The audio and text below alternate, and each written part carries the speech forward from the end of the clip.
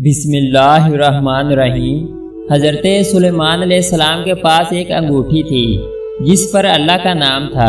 جب آپ علیہ السلام غسل خانے جاتے تو وہ انگوٹھی اپنی بیوی جرادہ یا بعض روایات کے مطابق اپنی خادمہ امینہ کی حفاظت میں دے جاتے۔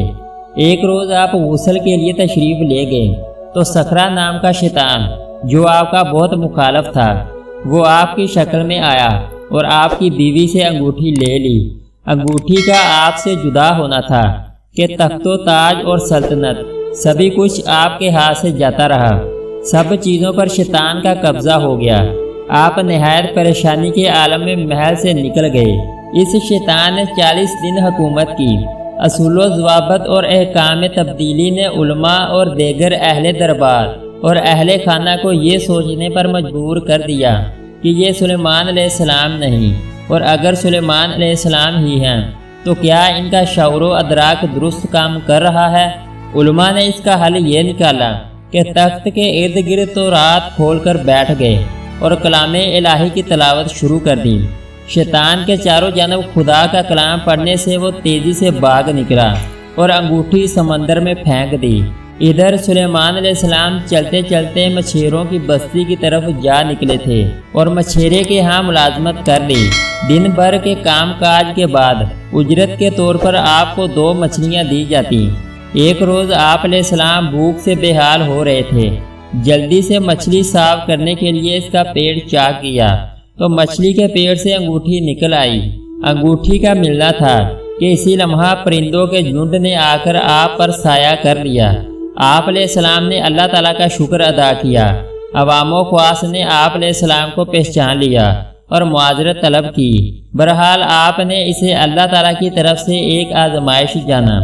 صدیوں پرانے تخت سلیمان کی جدید ارتقائی صورت ہم آج کے تیز ترین خلائی راکٹوں اور جیٹ طیاروں کی صورت میں دیکھ رہے ہیں۔ مختلف تفاسیر اور اسرائیلی روایتوں میں اس کا تفصیلی ذکر موجود ہے۔ اورنگ سلیمان، تخت سلیمان یا کرسی سلیمان کے متعلق تفسیر ابن کثیر میں رقم ہے کہ یہ ہاتھی دانت کا بنا ہوا تھا۔ قیمتی ہیرے جواہرات، یاقوت، اصل فیروزہ اور زمرد سے سجا ہوا تھا۔ چاروں طرف سونے کی اینٹوں سے حاشیہ بنا ہوا تھا۔ چاروں کونوں پر چاندی کے درخت اور سونے کی ڈالیاں تھیں۔ پتے زمرد کے تھے۔ خوشے موتیوں سے لدے ہوئے تھے جو انگوروں کے خوشوں سے مماثل تھے۔ ہر درخت پر طوطی اور مور موجود تھے۔ بعض مقامات سونے کے گدھ کی موجودگی بھی بیان کی گئی ہے۔ تخت سلیمان کی حدود عربیہ کا تعین بھی کچھ آسان نہیں۔ بعض مقامات پر اس کی لمبائی 300 کوس بتائی گئی ہے۔ قرآن پاک میں اس کی حقیقت یوں واضح کی گئی ہے کہ جب آپ تخت شاہی پر قدم رکھتے تو وہ ہیبت سے حرکت میں آ جاتا۔ ہوا کو حکم دیتے، ہوا اسے لے اٹھتی اور جہاں پہنچانے کا حکم دیا جاتا وہاں پہنچا دیتی۔ دوران سفر پرندوں کے جھنڈ پورے تخت پر اپنے پروں کا سایہ کیے رکھتے۔ شام سے یمن اور یمن سے شام 1 ماہ کی مسافت پر تھا، لیکن یہ تخت آدھے دن میں لے جاتا۔ ہم نے داؤد کو سلیمان نامی فرزند عطا فرمایا جو بہت خوب بندے تھے اور اللہ کی طرف رجوع کرنے والے تھے۔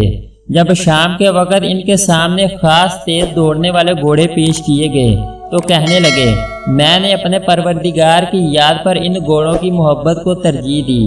یہاں تک کہ سورج پردے میں چھپ گیا تو بولے کہ ان کو واپس لاؤ۔ پھر ان کی ٹانگوں اور گردنوں پر ہاتھ پھیرنے لگے۔ حضرت سلیمان علیہ السلام کے زمانہ بادشاہت میں ان کے سامنے شاہی استبل کے گھوڑے پیش کیے گئے۔ جہاد کی غرض سے پرورش کیے گئے ان گھوڑوں کی بہت دیکھ بھال کی جاتی تھی۔ ایک قول کے مطابق ان کی تعداد 20 تھی۔ بعض روایات میں ان کی تعداد 1000 ہے۔ ابراہیم تمیمی نے ان کی تعداد 20,000 بتائی ہے۔ حضرت سلیمان علیہ السلام ان گھوڑوں کے قد و قامت اور صحت دیکھ کر خوش ہو رہے تھے اور انہیں دیکھنے میں اس حد تک محو ہوئے کہ عصر کی نماز، وظیفے یا دعا کا وقت نکل گیا۔ جب انہیں اس بات کا احساس ہوا تو بہت پشیمان ہوئے۔ اسی غم و غصے کی حالت میں دوبارہ گھوڑے منگوائے اور تمام گھوڑے ذبح کر دیے جو اس کوتاہی کا سبب بنے تھے کہ میں ایسی چیز اپنے پاس رکھنا ہی نہیں چاہتا جو مجھے خدا کی یاد بلا دے۔ چنانچہ ان کی کوچیں کاٹ دی گئیں، ان کی گردنیں مار دی گئیں۔ اللہ کی رضا اور محبت کے لیے بہترین گھوڑے اظہار ندامت میں ذبح کرنے پر اللہ کو ان کی قربانی پسند آئی اور انہوں نے حضرت سلیمان علیہ السلام کو ایک اور ایسے انعام سے نوازا جو صرف انہی سے مخصوص ہے، یعنی ہوا ان کے لیے مسخر کی گئی۔ اگر آپ کو ہماری ویڈیو اچھی لگی تو اس کو لائک اور سبسکرائب کر دیں۔